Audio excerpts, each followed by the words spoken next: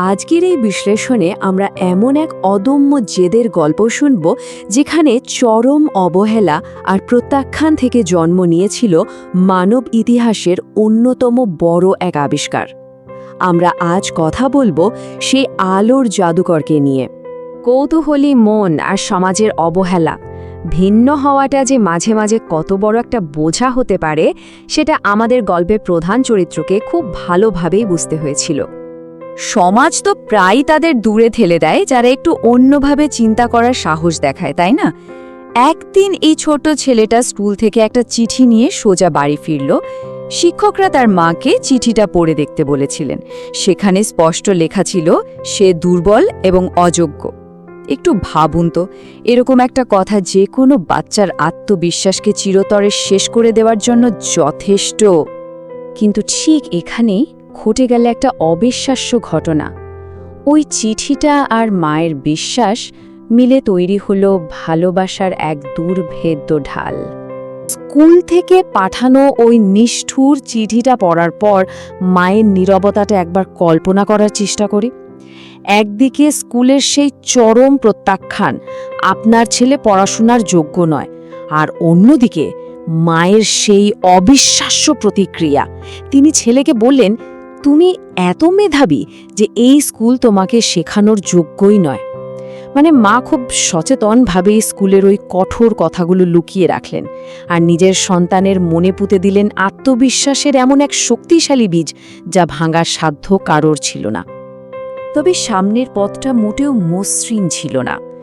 চরম দারিদ্র্য, মানুষের সামনে অপমানিত হওয়া আর নিত্য প্রয়োজনীয় জিনিসের অভাব, এসবের সাথে তাকে একটানা লড়াই করে যেতে হচ্ছিল।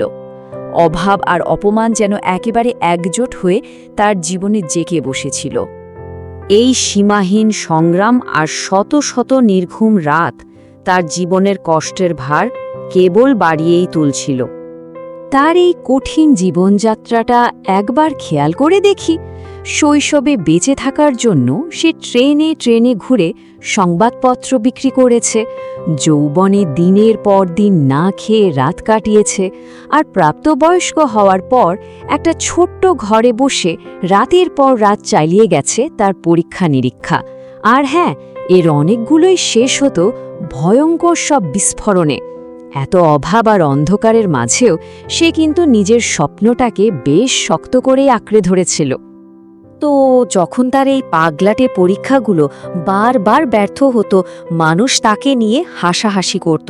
তারা বলতো, এই ছেলে জীবনে কিছুই করতে পারবে না।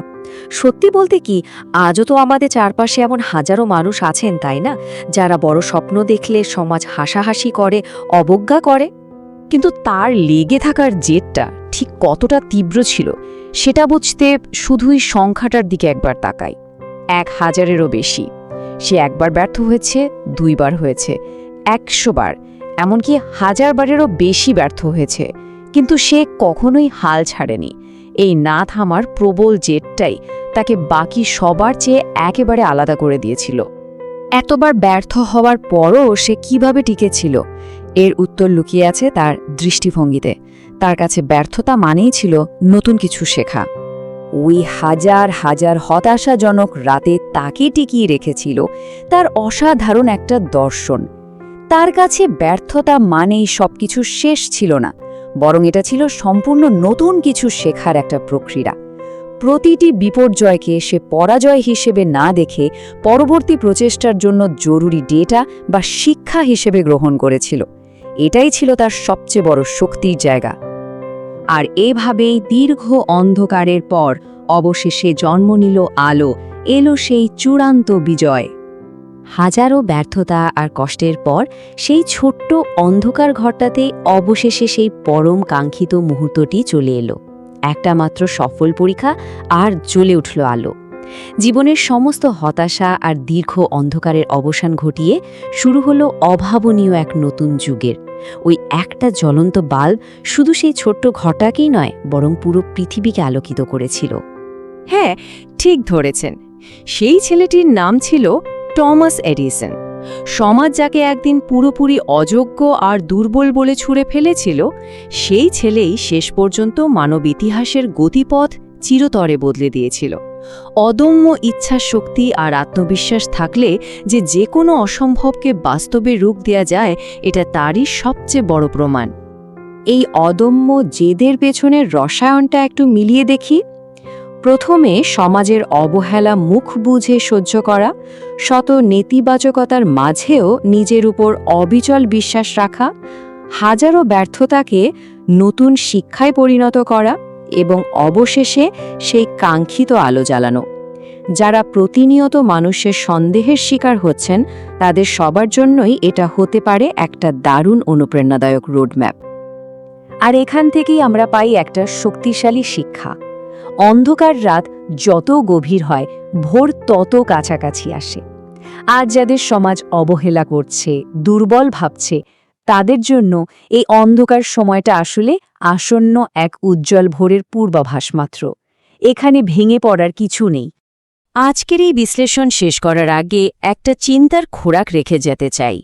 যদি সবচেয়ে গভীর অন্ধকার সত্যিই সবচেয়ে উজ্জ্বল ভোর নিয়ে আসে, তবে আজ সমাজ যাদের অবহেলা করছে, তাদের মাঝে ঠিক কোন লুকানো আলোটা জ্বলার অপেক্ষায় আছে? ব্যর্থতাকে নতুন করে দেখতে হবে আমাদের, আর চারপাশের ওই অবহেলিত মনগুলোকে বিচার করতে হবে নতুন দৃষ্টিতে। কে জানে, আগামী দিনের আলো হয়তো তাদের মাঝেই লুকিয়ে আছে।